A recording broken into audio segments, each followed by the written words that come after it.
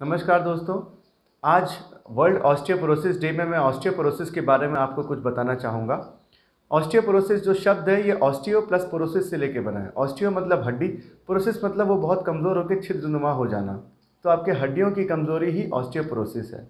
ये आम तौर पे हम लोगों को महिलाओं में ज़्यादा देखने को मिलती है, जो कि पोस्ट मेनोपॉजल होती है। जब उनका महीना आना बंद हो जाता है उसके बाद उनकी हड्डियों में हार्मोनल चेंज होने की वजह से हड्डियां कमज़ोर होने लगती हैं, हड्डियों का क्षय शुरू हो जाता है। मेल्स में ये सेनाइल ऑस्टियोपोरोसिस बहुत ज़्यादा उम्र होने के बाद होता है। तो मोस्ट कॉमनली हम लोग महिलाओं में ही देखते हैं, स्पेशली आफ्टर मेनोपॉज।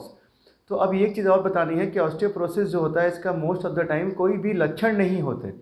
जब आपकी हड्डी टूट जाती है कमज़ोरी होने की वजह से, तब आपको मालूम चलता है एक्सरे कराने के बाद कि अरे मुझे तो ऑस्टियोपोरोसिस था। इसलिए इसकी स्क्रीनिंग बहुत ज़रूरी है। ये कभी मत सोचिए कि हड्डियाँ बहुत कमज़ोर है तो आपको हड्डियों में दर्द होगा।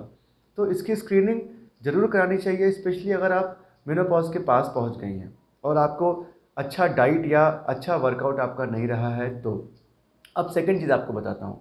सबसे बड़ा मिथ जो हमारे सोसाइटी में यह है कि ऑस्टियोपोरोसिस कैल्शियम की कमी है।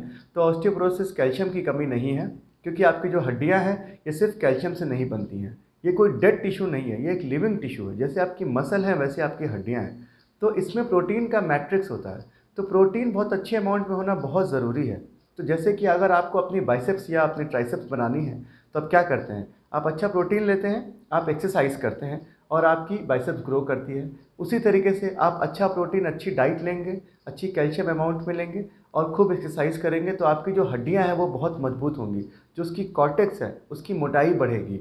तो कैल्शियम ले लेने से आपकी हड्डी मजबूत केवल नहीं होने वाली है, आपकी हड्डी मजबूत तभी होती है जब उस पर आप जोर डालेंगे और अच्छा प्रोटीन डाइट भी लेंगे। अब एक और भी चीज़ है कि आपकी हड्डियां जो मेनोपॉज के बाद मजबूत नहीं कर सकते आप जितनी हड्डियां अपनी मजबूत करके स्टोर कर लिए, मेनोपॉज के बाद उन्हीं हड्डियों का धीरे धीरे क्षय होगा।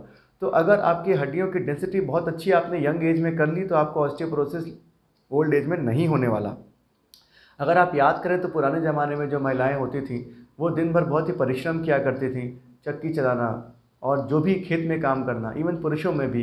तो बहुत ज़्यादा वेट बेयरिंग मतलब वजन लेने वाली एक्सरसाइज करने से आपकी मांसपेशियों के साथ साथ हड्डियाँ भी मजबूत होती हैं, तो ऑस्टियोपोरोसिस नहीं होगा।